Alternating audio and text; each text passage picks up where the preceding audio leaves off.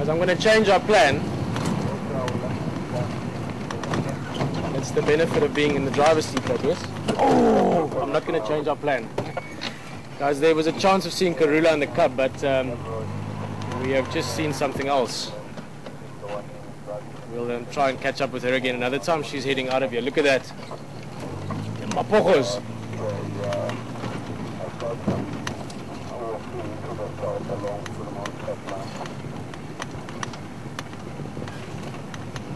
Oh. Hey, I like these lions. As much as there might be all kinds of emotions floating around at the moment, these are very, very powerful animals. They would have been serious warriors in any story. Look at this guy in the front here. Look at his face. Battle scarred, bleeding. Keep in mind that these animals also risk injury and death when they go into fights. Look at that face. That is truly a wild animal you're looking at. You might not mind us being here. Over the centuries, and especially over the last generation or two, we've managed to coexist with these animals in a more peaceful way. Mainly because we can sit in a car and feel quite safe. But trust me, this is a wild lion you're looking at. Look at this guy's face. Look at those eyes. I don't feel so safe in this car when that one looks Yeah, at me. he does, huh? He looks straight through you. There's disdain in those eyes when he looks at you. The close bonding there, you can imagine again, last night was very violent for all these males, so once again they're strengthening those social bonds between themselves as well. That's why they're lying so close. Let the guys know quickly. All stations, just found 2 Mapogos here, junction, central Drakensberg, just on the junction itself.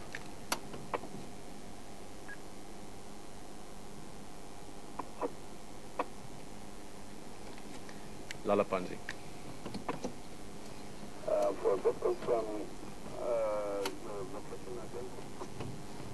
Charles, it's just on Central Road, Drakensberg Junction, just as you start heading towards the west from Drakensberg Drive.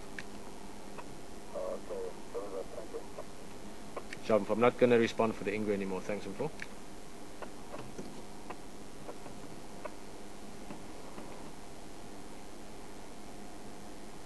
It looks like this guy did a large part of the fighting.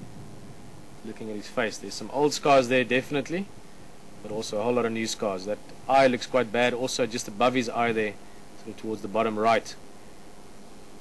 I've seen bites like that before on lions, and it's, keep in mind, you're only seeing the outside of it.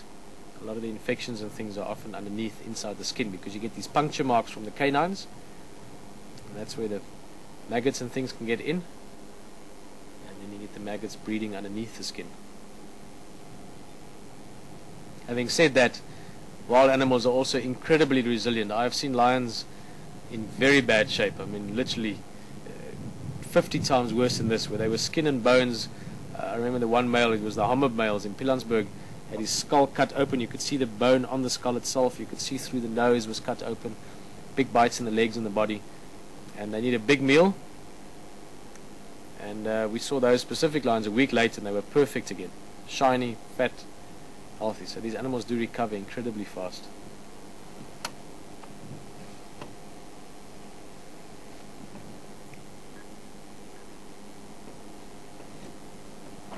Ephraim again.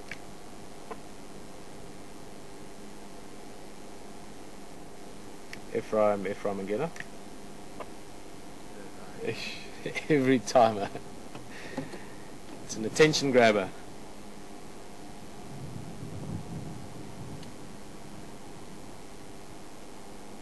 Waiting.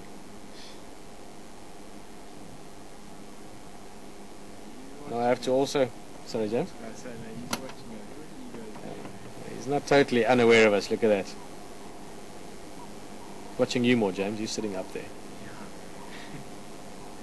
He's saying, I asked you cut your head. I was going to say that this is not the end of the saga. There are still more Kuhumas left, and there are still more cubs left. A whole bunch of cubs ran in all kinds of directions this morning. And unfortunately, I wish I could say otherwise, but those cubs will all go. There's no logic or benefit or use for these males to leave those cubs alive. Look at that mane, huh? These are serious lions.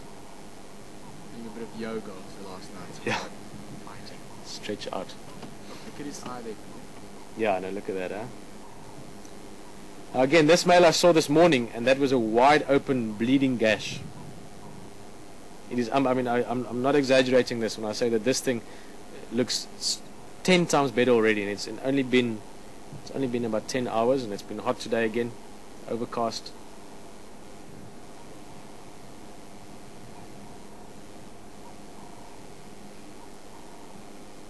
Imagine those flies, how they must annoy them walking into those cuts.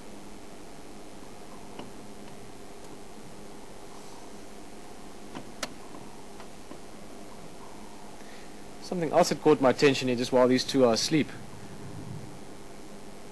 So if you look right towards the other side, almost towards the sort of northwest, I guess, right up there. Look at that.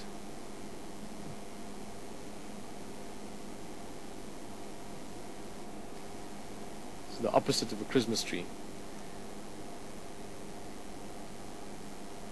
It's always something very melodramatic and not so happy about vultures in a dead tree. And I guess after this afternoon's experience, maybe even a bit more so.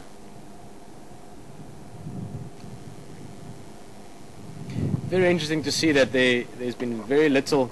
There's been one or two little marks from vultures on that lioness earlier, on the dead lioness, but very little attention from them towards her. We'll have to see what happens with that. I'm sure by tomorrow maybe there'll be more activity. Vultures don't really have much of an issue with what they eat as long as it's carrion.